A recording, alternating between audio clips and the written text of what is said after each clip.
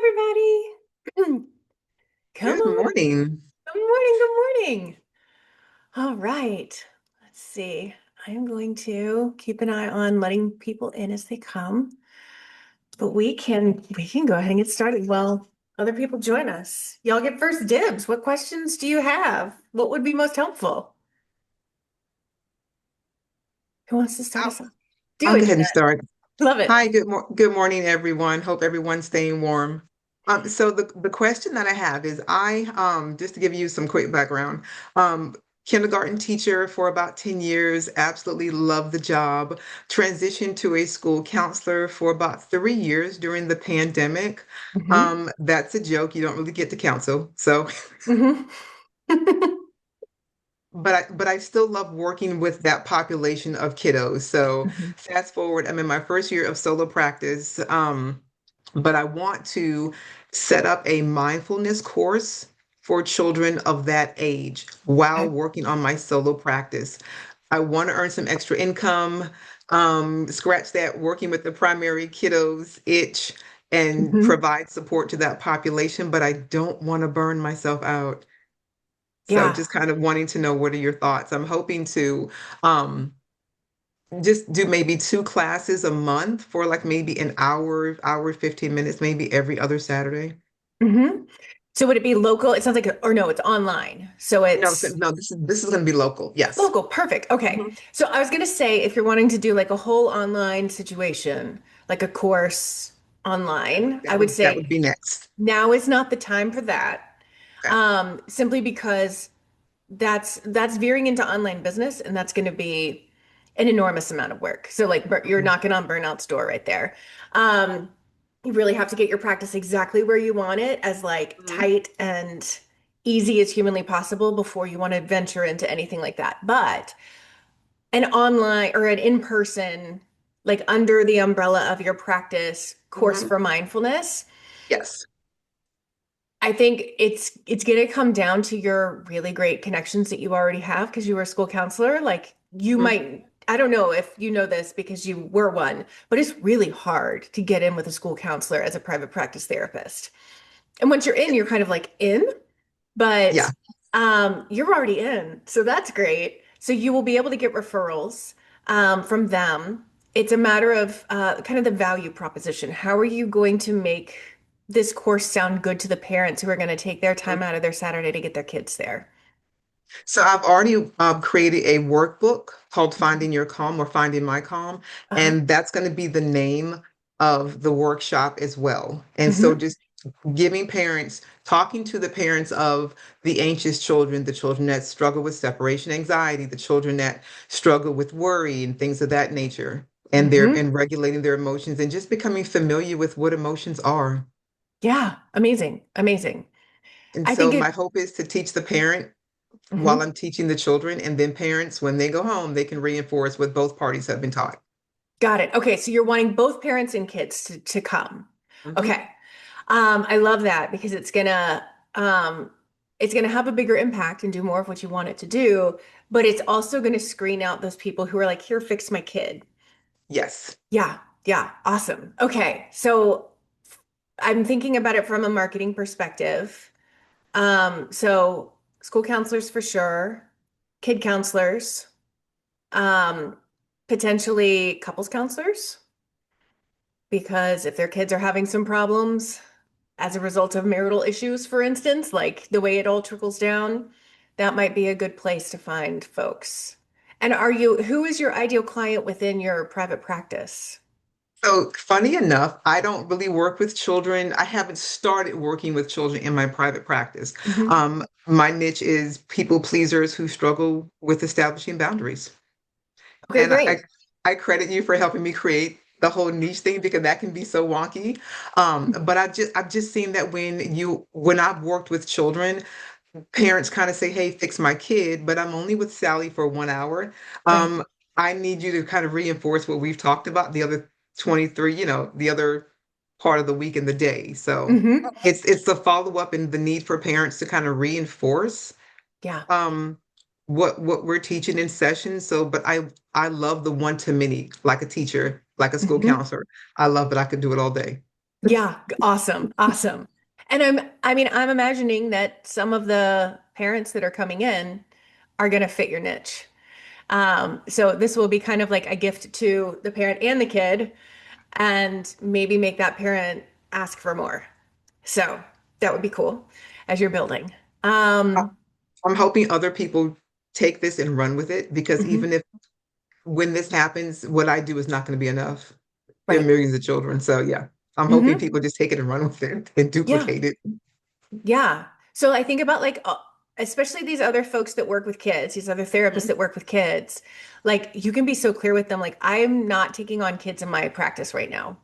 Okay. So I'm not interested in taking your clients. I'm just wanting to help support them um, by teaching their parents these skills over this time in this workshop. Awesome. So it could be a great adjunctive thing for the other child and adolescent therapists or child therapists in your area. All right. Thank you so much. This was so helpful. Oh, good, good. Yay. Awesome. Very cool. Who's next? I can Happy. go. Oh, go ahead, Lori. Try to be really quick in my like background context. So I just left the government at the end of October after like 10 plus years. Um, Wow.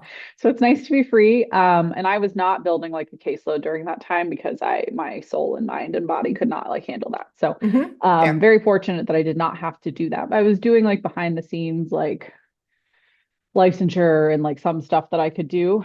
So Hmm. I'm in the like building stage of all that stuff. So I've like gone through the checklist a few times that you have, and I'm in Hmm. abundance party, which is great. And I've gotten to the part with through the modules where it's like the first part of marketing. I am also working with Tiffany in Uh-huh. because I know I want a Awesome. premium fee practice, but I know Mhm. like they're different things. And I think for me, when I was thinking about it, like complement each other really great. Yep. Um, I am working with someone on like website stuff and like that's getting up and going. I'm Hmm. starting to think about like I feel really good about like where niche is. I feel really good about starting to think about like stakeholders and all that stuff, but Hmm. it's like I'm watching like 10 pots I'm trying to get to boil and like none of them are like simmering yet, you know? Yeah. So I'm like obviously in context it's like it hasn't been that long and like nothing's really going to happen. I know it's a long game and I'm like laying a Hmm. lot of strong foundations, but I Yeah. also feel like I'm like losing my mind some days. Yep. So I Yep. think it's just like I I'm not necessarily missing anything big, just like this is the right path. I'm like working on something like every day a little bit, but am I going down like this weird rabbit hole that I don't need to be like going down? Like Hmm. hopefully that is kind of making sense of Yeah, what it's I'm making asking, I think. sense. You're definitely not alone. Yeah. I want to know if you're going down weird rabbit holes too, so we'll explore that. And for people who are here, she mentioned Tiffany. Tiffany runs Lean and Make Bank, which helps therapists set premium fees. So you're doing that, Hmm. which is a pretty intense experience. Hmm. You're working on a lot of your money stuff. It's in your face. And then Hmm. I'm also over here in the abundance party being like, no, let's market. So Yes. it's a lot of stuff coming up. It can be really overwhelming. Yes. And you're right, they both courses go really well together. So let's talk about your marketing strategies. I'm hearing website. Or first, tell me your Yeah. niche. Tell me your niche. So it is millennial aged women who are thinking about maybe making a change to their alcohol after like drinking after their partner has said something to them. Love it. Love it. Super clear. Hmm. Um, I feel like we're also I mean, people are drinking less now than they did in the past, which is amazing. Like we're all kind of like waking up Hmm. to maybe this drinking isn't really serving me. Okay. And so Yes. in your mind, are your ideal clients people who are maybe diagnosable or maybe not diagnosable with a substance use disorder? It can be either. So I've worked with like diagnosed substance use disorders, Hmm. trauma, like tons of that stuff, but it doesn't necessarily have to be. Like it could be, Right. but it doesn't have to be. Yeah. Could be You more of like a know, sober curious kind of like, I don't know, I don't think I need wine every night kind of a thing. Okay. Yeah, and it can go into like, you know, trauma. I know when I was Hmm. looking, obviously like millennial age women are the group that are like drinking the most in Hmm. general, like when I Yikes. was Okay. looking. Um, Hmm. and so, you know, the high stress jobs where there's more gender discrepant gender discrepancies in terms of like women that are in more male dominated fields, like, that gets into like the resource piece. Anyway, I digress. So Yeah, yeah. that gets into a lot of stuff that could lead into like trauma, which again goes to the website copy. So I'm working with someone on that, but I don't have like a website where I'm like, hey, I can market with you and like send you to my website yet, which you don't necessarily, I know, like fully need, but if I don't have somewhere to send them, but I'm not going to be like, let me just wait until this website's done until Right. I go and do these things and take these steps. So I'm like trying to Hmm. think about it like strategically, but also not just like avoid and not do things too. Right. Um, and I'm so like, glad you've got like you're clocking that because a lot of people don't. They're just like, well, I'm in stasis until that website is built and it's out of my hands. So I just got to sit here. And that's not the way to do it. Yeah. no, I don't want to do that. And then, yeah, balancing back and forth between the two because abundance party is very much about like building the practice, whereas like Mhm. that's not necessarily what most people in Lim are doing. Right. Like I am a very different position. Like I'm not getting off insurance panels. I'm not having fee raise conversations. Like, Hmm. but I knew that going in. Yeah. Yeah. Um, it's just working like on that like mindset because the government doesn't value you or your work. So Right. like I Right. needed to start doing that. Uh-huh.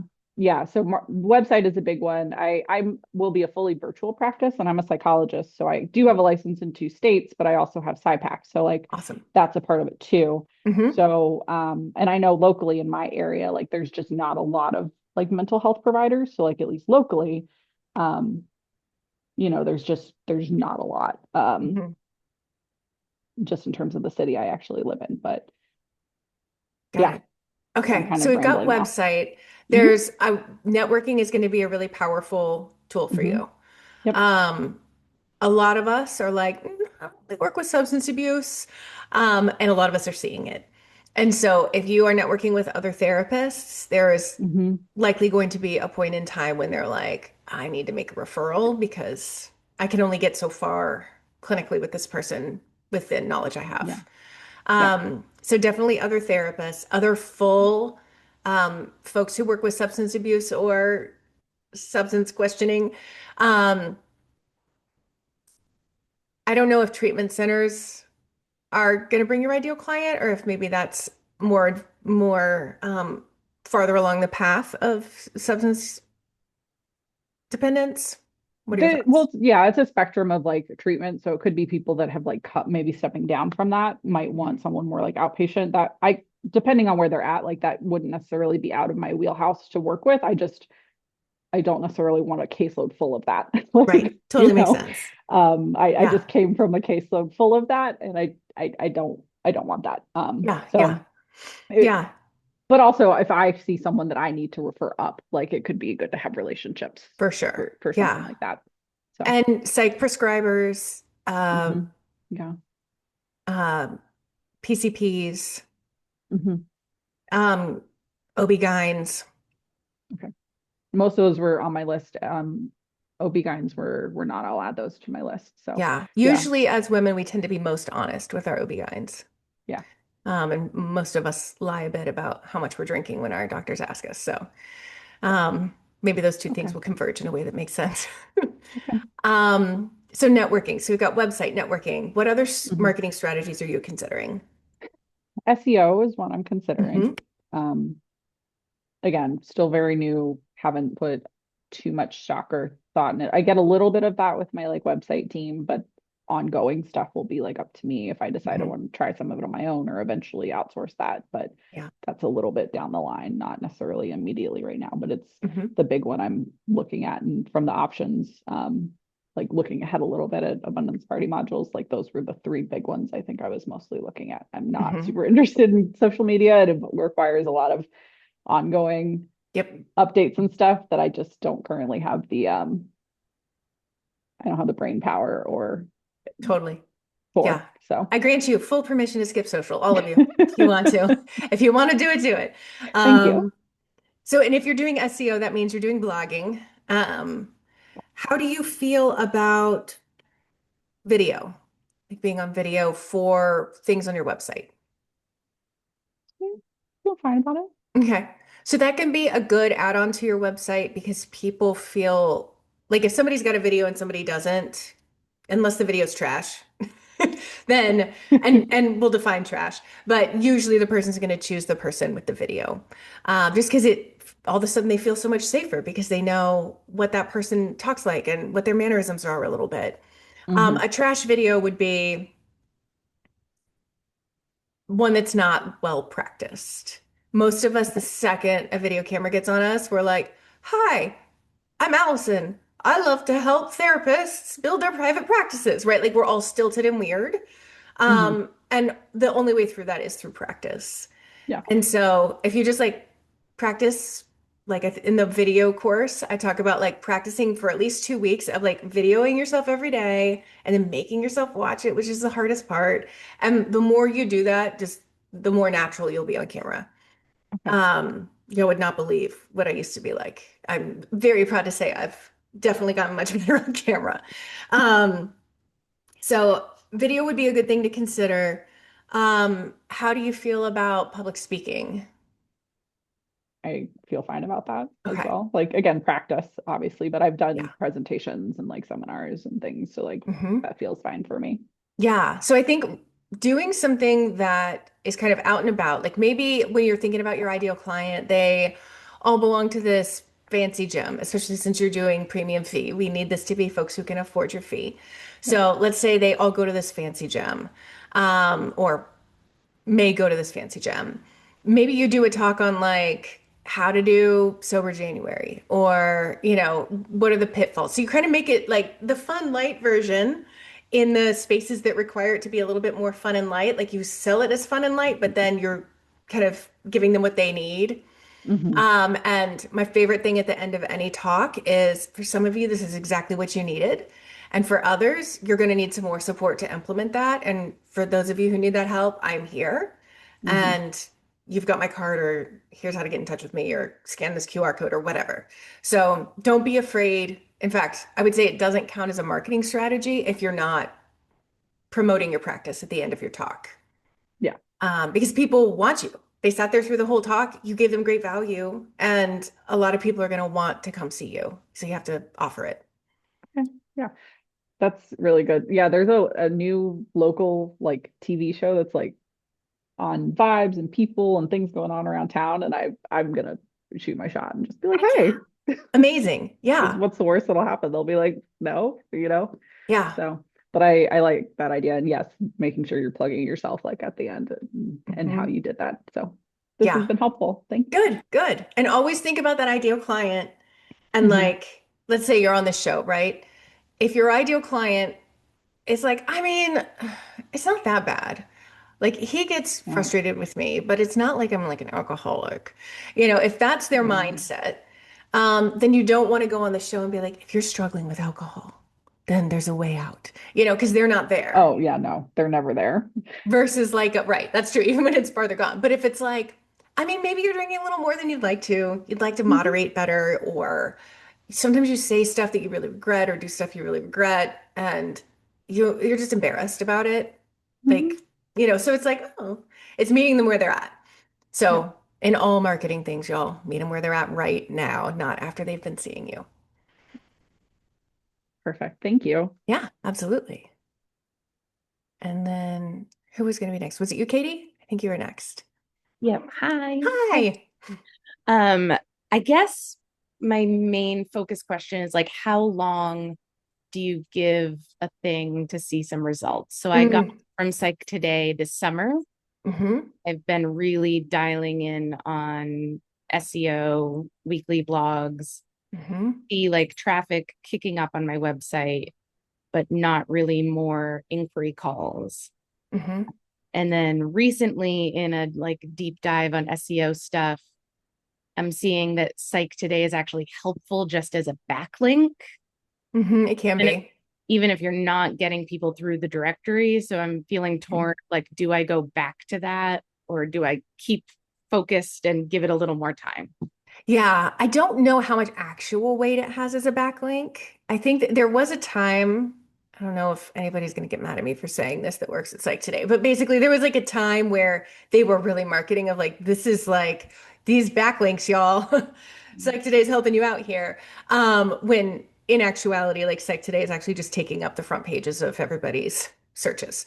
Um, So I think the backlinks they do have some value. I just don't know how, I don't know if it's $30 a month worth of value.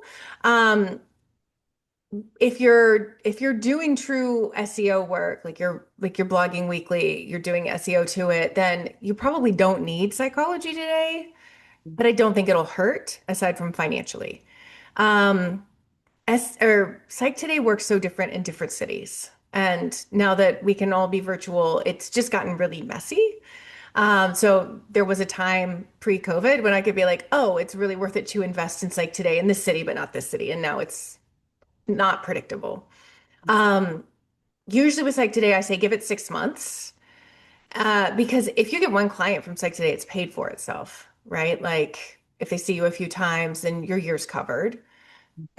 So if it does end up leading to SEO, then maybe it's worth it. I'll also say a lot of people are now asking ChatGPT, and ChatGPT is pulling from Psych Today. So it helps you show up on ChatGPT listings. So one thing you could do uh, is go into ChatGPT and search for what your ideal client would search for. Say, like, I need a therapist in this city or in this state dealing with this thing. And it'll like, please give me 10 options. It'll pull up a bunch of options and it'll give you little links of where they found those options. And so that's where I'm Okay. like, okay, well, I see this person's on Psych Today. This is also just their website. So they probably have good SEO and they're on Psych Today. So that's helping.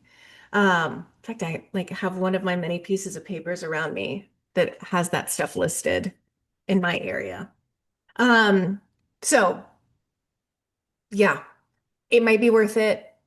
Did you get like the free 6 months or have you been paying for it I during this mean, time? I've been on Psych Today since Oh 2015. yeah. Okay. And I just looked at my numbers for the last year and I was like, Yeah. why am I paying for They've this? gone down so much. I would say in the last year and a half to 2 years, depending on where you are. Yeah.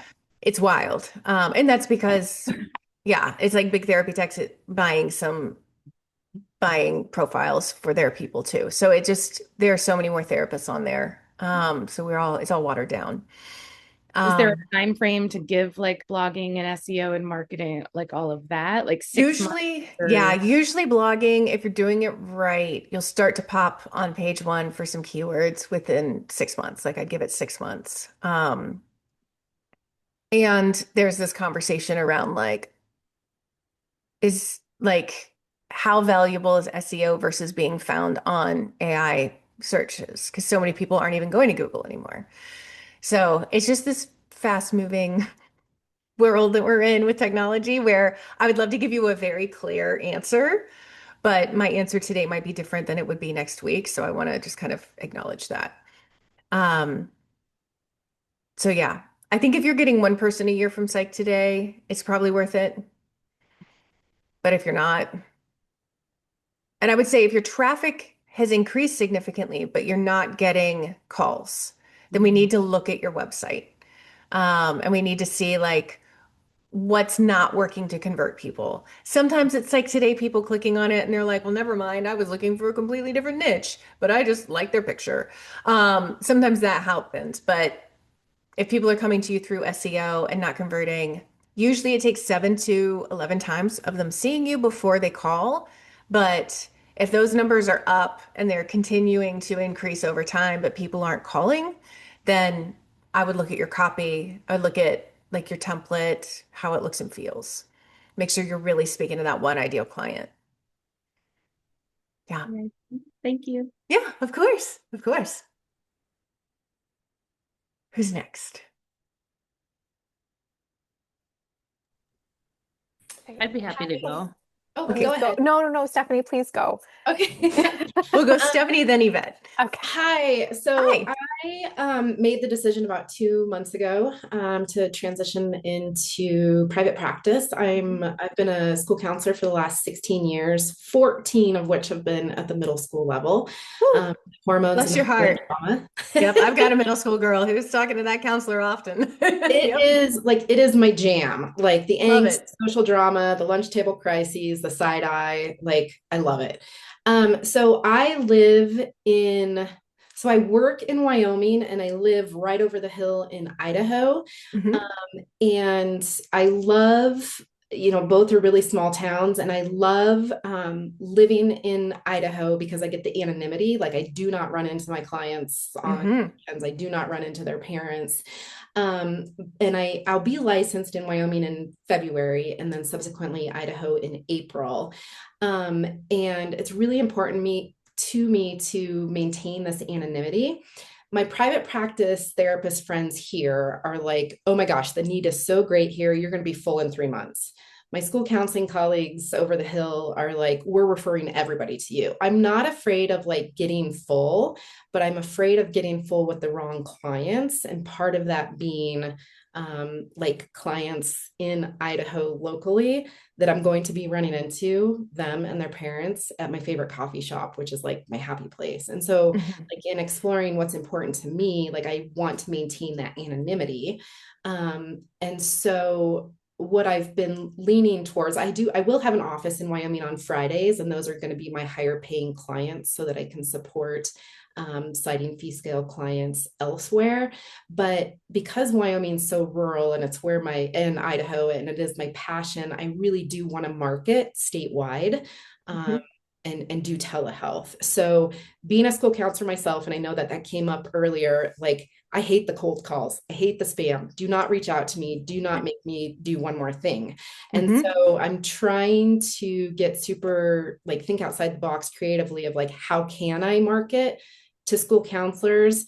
Am I limiting myself by considering just marketing to school counselors? Because I want to market to these really rural areas where the school counselor might be the only mental health professional within like an 80-mile radius. So, like, Hmm. how do I do this without overwhelming them is my question. Yeah. So it's such a good question. I think when you're desperate for people to refer to, those cold calls are not annoying. Okay. So I think thinking of it like you're genuinely helping that school counselor by providing someone they can refer to. Okay. So, is it, like, I guess I don't even know how to start that conversation because, Hmm. again, like, I'll get the call and it's like, this is so and so from the school district. Well, actually, I should say I don't mind calls from other school counselors in the area. It's like when I get the cold call from the therapist. So, is Yep. that how I approach it? Like, Yep.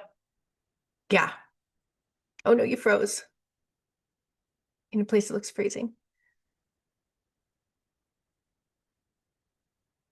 Okay, she's gonna come back. I know it.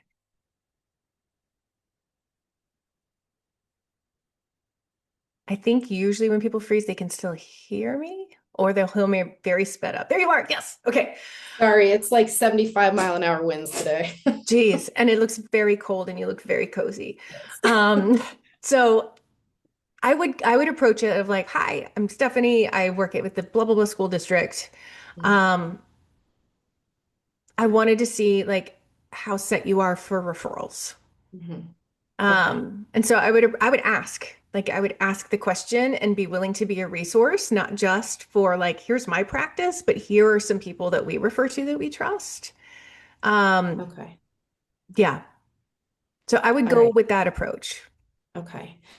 That's helpful. And then I guess another, like, how do I tell these private practice therapist colleagues here, like, I I don't want to take, and Hmm. is that ethically okay? There are, Totally.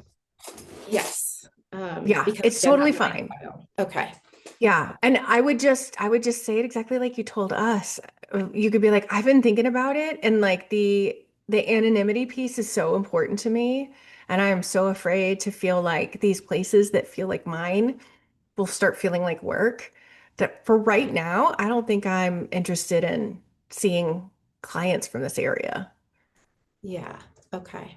All right. And But that, I'm I mean, that could, networking. You can say like, but I'm right. networking a lot because we want you to be networking a lot, but I'm networking a lot. So I am so willing to find other therapists, like pass on the names of therapists I meet who live in different places or who are taking clients nearby. Like I'll definitely let you know. Okay. Okay. That is super helpful. Like, I have to put my resignation in by February 1st, so this train is moving.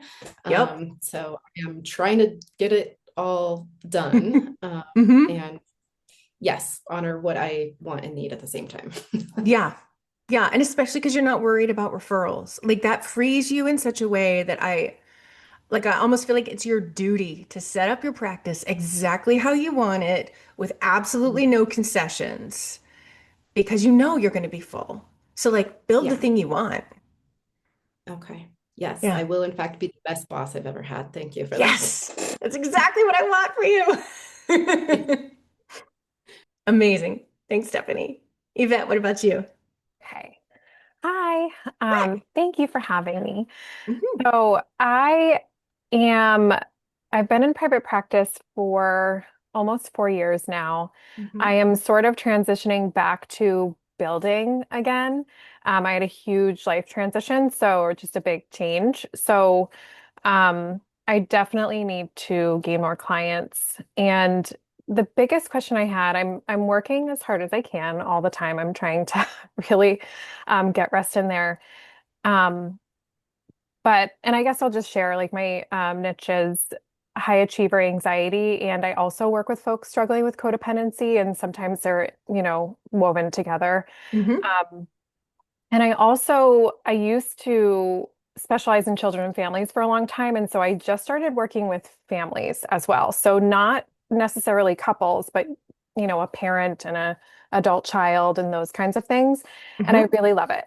Um, but I am also very particular on who I will work with if it's appropriate. I am fully telehealth. I'm licensed in one state and I am a telehealth provider in two others. And so I mainly see folks where I'm licensed, and then another state I do see other people. Um, and right now I'm weekly blogging. I'm really trying to work on networking. Um, and I have a website, which I like. I feel like it's okay. But the Google My Business, I'm not sure if people are using that. I couldn't get verified.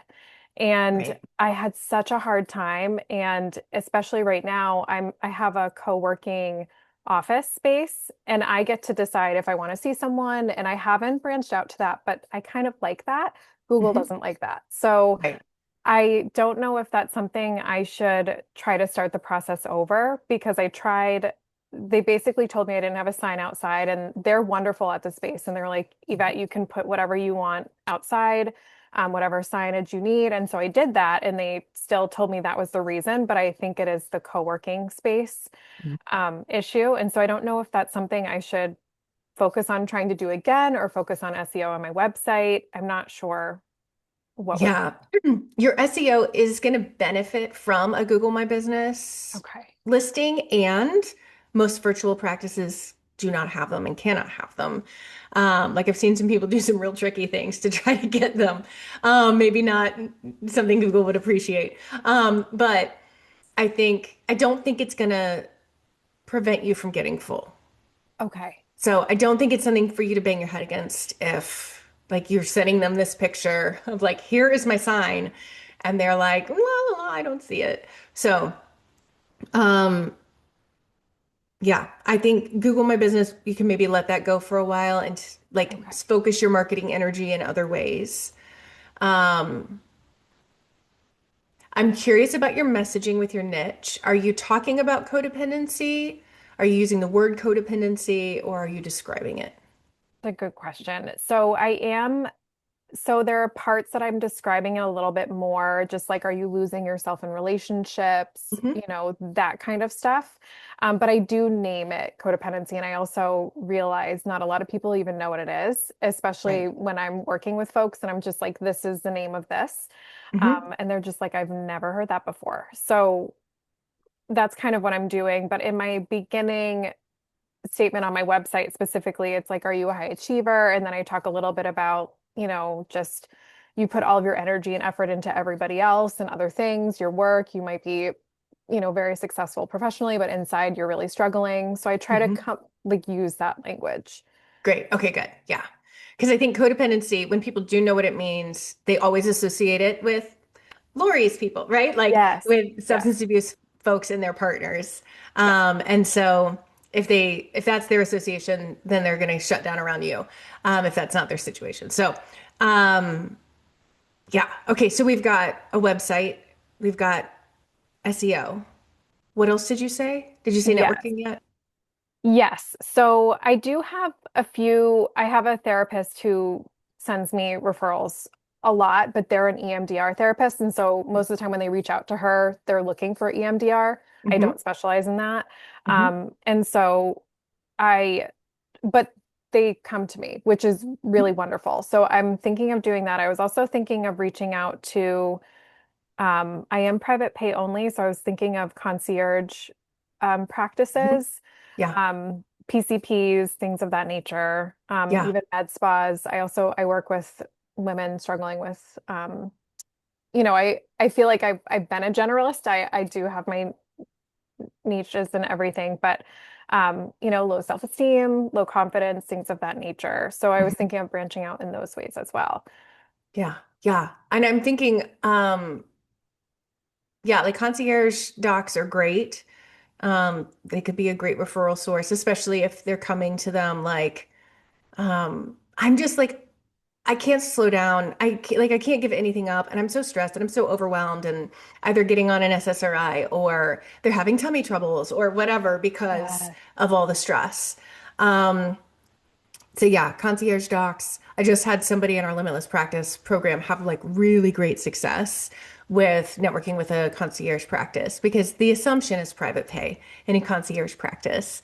Um, There's somebody else I was thinking about for your people. I think the tricky part with your people is if they call most of us, we're like, yeah, I can work with you, right? So it's not like one of those niches like substance abuse or like eating disorders where it's like, oh, I'm out of my element, go see this person. Yes. So networking with the full therapists in your area is going to yield a lot more than the people who are still building. Okay. Um, and yeah, thinking through like who do your ideal clients go to before they find you? Um, they're trying to get like an 11 out of 10 in every area of their life, right? Yes. They might have like if there's a nice spa that has like not the kind of spa that you visit on vacation, but like a massage therapist, the massage therapists that have regular clients. That might also be a really good thing because they're like that's the one thing they do for themselves every week is Hmm. have somebody painfully get this knot out of their shoulders that keeps returning. Yes. So yeah, Okay. it's sometimes on that table they're going to open up and sometimes they're going to cry and sometimes they're just going to be quiet. So, Yes. I'm thinking of acupuncture too, or, mhm. those kinds of treatments as well, or, if there's like infrared saunas or stuff like that. Yeah, for sure. Okay. And I am on directories as well. It's been kind of okay, but I feel like just like the other concerns about Psych Today, I have in the beginning when I Yeah. first started private practice, I was getting calls all the time, Hmm. and now it's just really trickled down. So, Yeah. okay. Okay. Okay. So Yeah. I feel like I really just needed to hear the Google My Business because I know that's such a huge way to get clients and it's not working for me and this Yeah. is so frustrating. So, okay. Yeah. You can let it go. Okay. Yay. Bye. Awesome. Thank you so much. It's been helpful. Good. I'm so glad. Who else?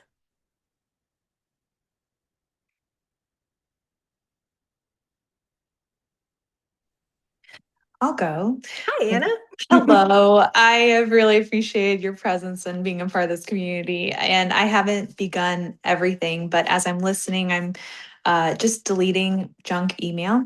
Hmm. And I'm already back at like 2021 and I'm seeing so many subscriptions. I'm just doing a lot of self-reflection of how I've been so desiring to take the leap forward to start my own practice. Hmm. And just thinking about from a financial standpoint, what this is a baby question. So like what are some of the financial considerations of like how much to be considering investing in from the very beginning in light of wanting to launch into like a fully functioning practice within like 6 to 12 months?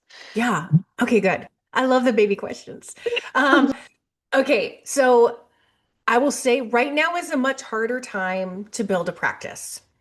It's the hardest that I've seen it in my 11 years of helping people Don't let that discourage you though. It just means it's slower for people. It doesn't mean it's not happening. It's just taking more time and more consistency.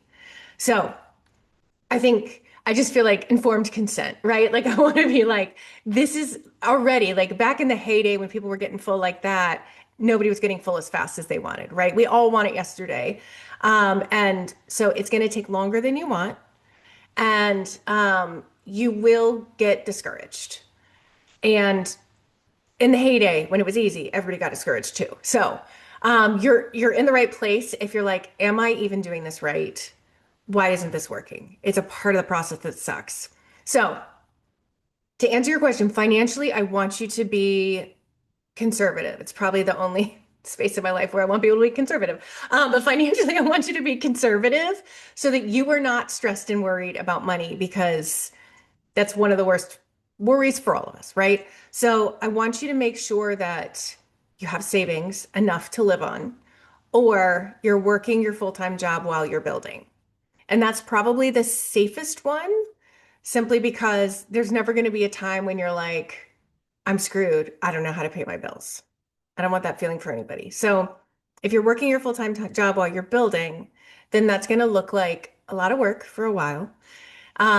And I would want you to save every single penny you make in your practice outside of your practice overhead into savings so that you've got a cushion when you leave.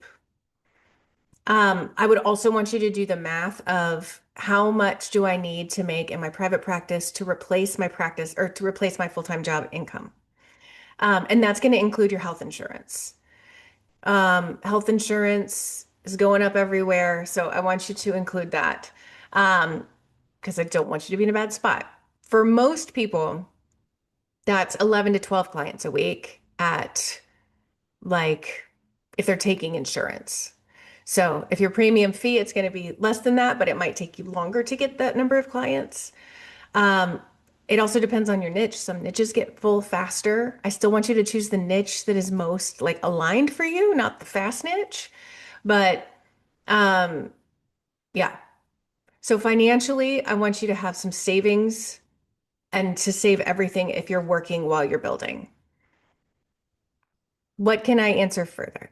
Because there's so much to say on this. I don't want to just like talk your ear off. You are welcome to. So I would say that one, thank you for giving me that perspective. Because I know it's a spectrum of how people jump in and how they are able to do something.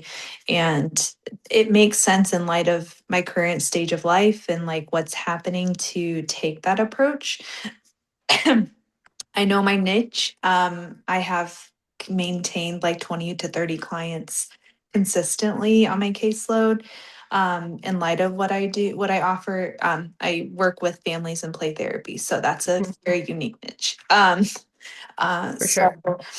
um, but the consideration of like the economy and going to self-pay and some of the transition components of my current practice as an employee into my own practice, no longer taking insurance. And so Mhm. I'm finding I'm actually needing to figure out if there's any consultation from a legal standpoint Mm. uh, with how my current employer manages offboarding. So Got it. Okay. yeah, so So you're needing to get out ASAP, it sounds like. I am needing, well, I'm just beginning. So I've actually resigned from my practice, but I don't have the next step in place. Got it. Um, Okay. so my consideration is, do I apply to another practice as an employee and then start building the practice? Um, yeah, but non-compete clauses can exist in different states. Don't get me started on non-compete And clauses. with telehealth, that has also added a new layer of what does a competition look like in that Mhm. sense. So I don't know why my mind feels like it is a choose your own adventure, but if you choose this adventure, you have to choose 10 more adventures. And Mm. it's a little, I don't even want to turn the page, Right. lack of a better word. So I'm feeling the freezing happening. Mhm. Yeah. So, yeah. So I'm thinking like your question of like, should I join another group practice essentially?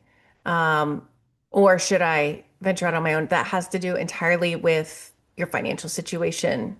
Mhm. That And I like, don't think it's fair to the next practice for me to join and then drop. I think that's an Mhm. unethical, for me, it's unethical for my clients on that front. Mhm. So I want to be mindful of what's reasonable here. Yeah, yeah. And I want you to be able to pay your bills. So I think there's Ah, this yeah. like tricky thing. So like for instance, I hate big therapy tech. Mm, And there are some of them that are, you get on the insurance panel for a higher rate if you go through them, and they will feed you clients. And that has helped a lot of people get into private practice who were in situations where they needed to. mhm, And it's done a lot of harm to private practice at the same time. And we've got to pay our bills. mhm, And what does it mean for the future of like how we market as small business private practitioners? So it's messy and there's no clear right or wrong. It might be that you join one of those things while building your practice, and that's an arm of your practice. mhm, And that might be, it might feel better than joining a practice and quitting a practice, mhm. if it can help create some stability for you going forward. Yeah. Um, Mhm, I think that there's a time and a place when those just can be helpful. I don't mhm. think that as a business model makes a lot of sense ongoingly for a private practice, but Yeah. So Allison, as you're talking about this, it sounds like you're saying like you do not have to do this with a loan. Like you. mm, yeah. So I'm a bootstrapper just by nature. I have taken out like 0% APR credit card debt before, and Mhm, paid it off before I was charged for like a coaching program I was in. mhm, Um, but I have not taken out loans. mhm. Um, and I started my practices at easier times to start practices. So there was Right. some Sure. privilege there in timing. Mhm, I think it depends on your risk tolerance.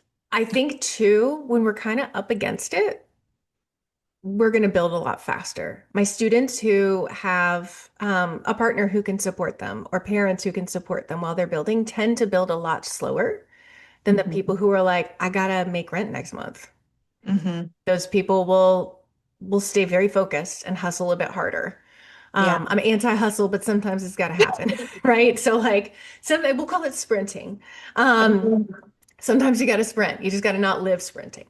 So I think it comes down to your risk tolerance, and it comes down to like, do you have a clear path of exactly what you're going to do? I don't want anybody to take out a loan if they don't know exactly how they're going to spend that time that that loan provides them.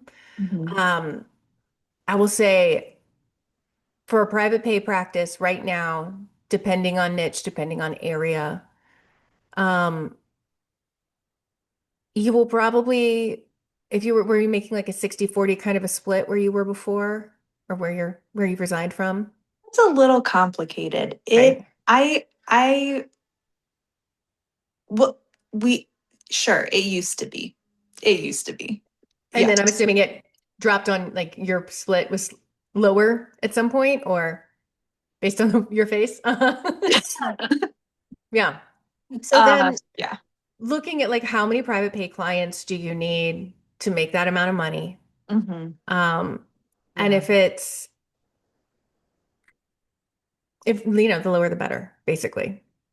Yeah, I think and I've already started reaching out to the communities that I'm looking to move to, and well, I'm also moving. Oh So God, Anna. I Bless know your heart. I set myself up. But For a fresh I start, that's what you set yourself up for. That's right. And so everyone I've had responses from are saying we are in need of someone who offers. And so I'm thinking, well, if there's a need, then why am I not providing that for myself? Like Yes. people are eager to do that. They're looking for that caseload that I can provide. Like, why am I not starting this before I Uh-huh. commit to someone? So Yeah. I appreciate this. This is really helpful. Thank you. Yeah. And are you licensed where you're moving already? I'm in process. I have Okay. to, that national exam, they like to take their time. So I'm so still sorry. waiting for that, but I think it'll come swiftly. So Yeah. Yeah. So I would circle back with all those people as soon as you're licensed there and be like, I can take somebody on tomorrow. Like send them Yeah. my way and do Yeah. virtual Yeah. until you move. Yeah. Yeah, that's great. Thank you. Yeah, absolutely. Who else? And you can ask again if you have another question.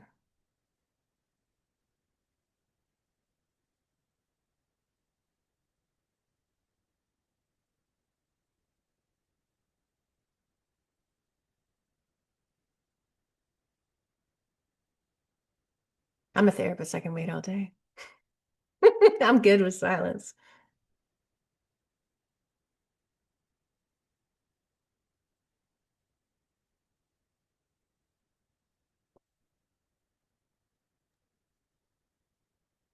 I'll ask a second baby question if no one Do else it. has a question. Yeah. NPI 2. So I Uh-huh. watched your video on it. It seems from my understanding, it's more for like insurance if you're taking insurance, but Hmm. you also probably need it if you're going to do like super bills for people Yep. as like private pay.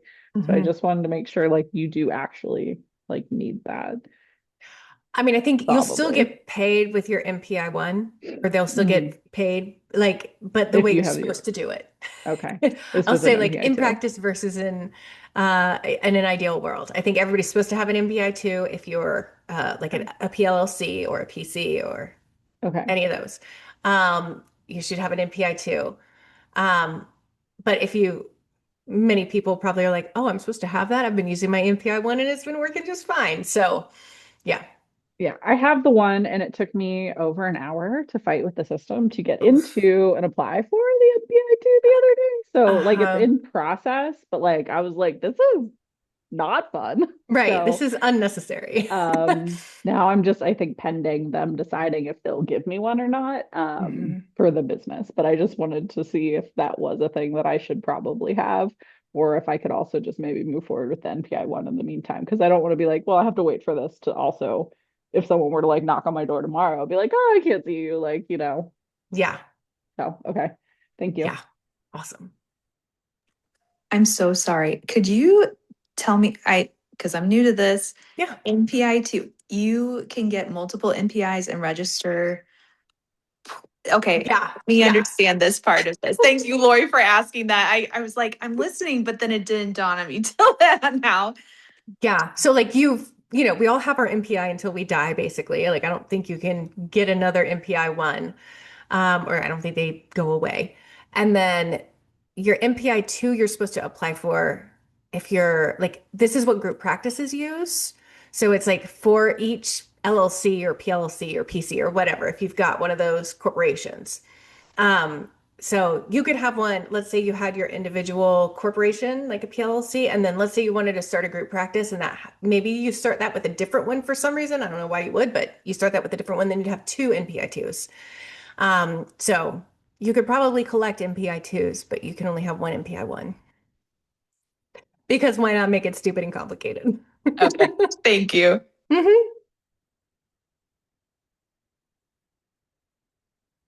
What else?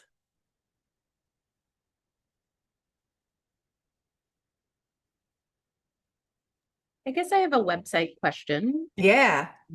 Um, so I have been in my SEO um, work since August. I've really been revamping my website, all new photos, new service pages, and it's very focused on my niche. But I'm curious, in the service pages, are your service pages also specific to your niche or homepage? Like, does that make sense? Yes. Okay. So like, Because I know I- having service pages is really helpful for SEO. yes. Trying to have a page for fucking everything. But Right. So like let's say your homepage, tell us your niche and we'll I work with anxious child-free women who've just had like a life-changing sudden trauma or event. okay, awesome. I love the specificity. Okay. So you could have a service page on like child free.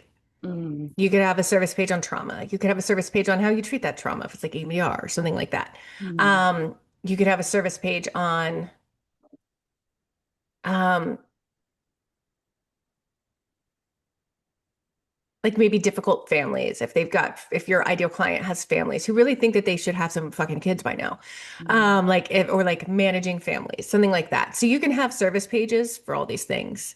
Okay. Um, what you don't want to do is treat your service pages like blogs, because blogs are like all the minutia of the things that we struggle with slash our clients struggle with. Like that's where you can really get into like, so for instance, one that works really well this time of year for my eating disorder practice is like how to not binge at Thanksgiving, right? I wouldn't make that a service page, obviously.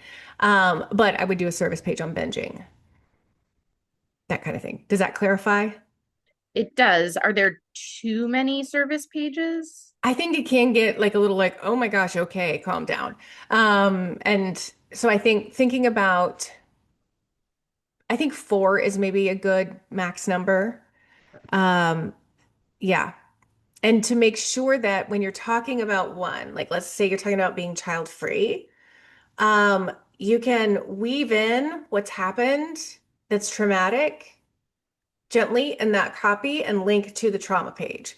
Because for SEO, like our web pages, or Google wants our web pages to all, like every page to link to another page, basically, or multiple pages, so that it understands the spider web that is our website. It just helps it map it better. So, um, yeah. So to make sure that you're mentioning each and referring to each, and also on your homepage, making sure that you're mentioning each and linking to each of those pages. Yeah. Awesome. Thank you. Yeah. I have a question. Yeah, Yvette. So, with the codependency piece, as you were saying, I do work with, so it started with working with women who they kind of realized one day that their partner struggles with alcohol a little bit more than they Mhm. thought. It was a way that they connected, and then they're like, okay, like this is really a problem. We're having children now. This is becoming more of, a dynamic that is an issue. Mhm. So obviously codependency can show up in many different ways with like caregivers and those kinds of things.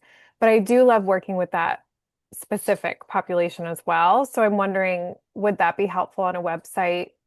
Like maybe having like a little link, like if this is what you're struggling with here, like how it can show up, like, if your partner is struggling with, um,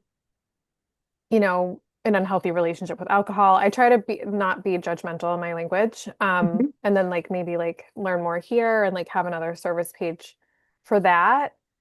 Or Yeah, would it be best to just keep it together?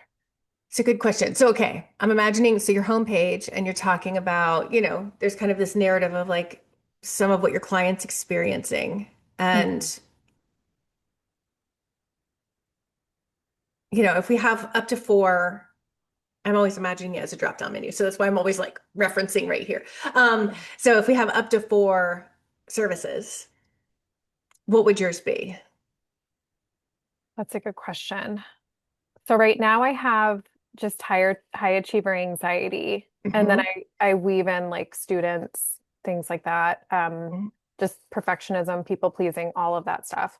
And Hmm. then I have the codependency, but right now it's just kind of how it can show up. So I do list like this can show up in like caregiving relationships. Hmm. It's just like a sense of losing yourself, or if you're trying Yeah, to manage other people's problems. So I kind of yeah, really put that in. And then I have another page for family therapy and what that looks like. yeah. So I So have I like, might call the codependency page like Mhm. fixing other people's problems or managing other people's problems, because I Oh, think that's a good umbrella for all the different ways that codependency can show up. And that gives you the option to mention in it. It wouldn't require its own page, but you could mention like some of my clients find that as they're shifting into different life phases, their partner continues to drink more than they do. And sometimes it causes them concern, but they don't know if it should cause them concern. So you can kind of give some of those examples because these folks, your ideal clients, are also the ones who are probably overparenting some, right? Like they're over helping everywhere. And yes. so you can give some really good examples of what that looks like.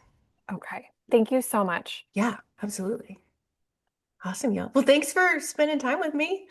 Thank And you. for those of you in the Abundance Party, we're going to do these live in January, February, and March. So if you're not in the Abundance Party, welcome to join us. Awesome. All right. I'll see y'all later.